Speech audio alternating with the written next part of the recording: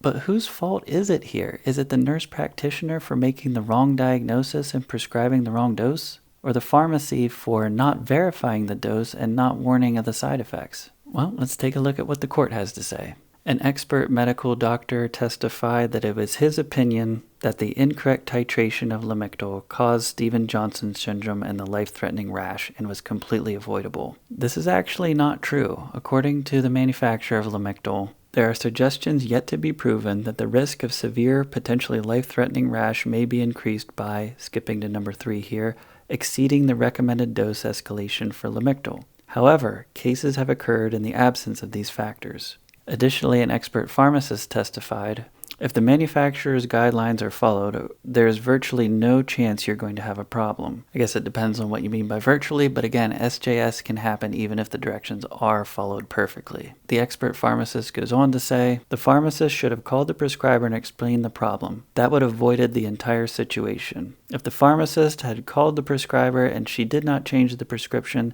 the pharmacist should have called the supervising physician to let her know about the problem. I have never in my life heard of a pharmacist going over a nurse practitioner's head to talk to their supervising physician. In fact, in some states, nurse practitioners can practice without a supervising physician at all. If the supervising physician wanted the prescription filled as written, the pharmacist should have refused to fill it. The trial court entered judgment against the pharmacist for the amount of $806,190.06. The pharmacist's decision to refuse to fill is not a prophecy of pride siphoned from arrogance. It is a legal precedent set by our courts. So the only person I want to hear say pharmacists should just put the pills in the bottle better have $800,000 laying around and a new suit of skin for this woman.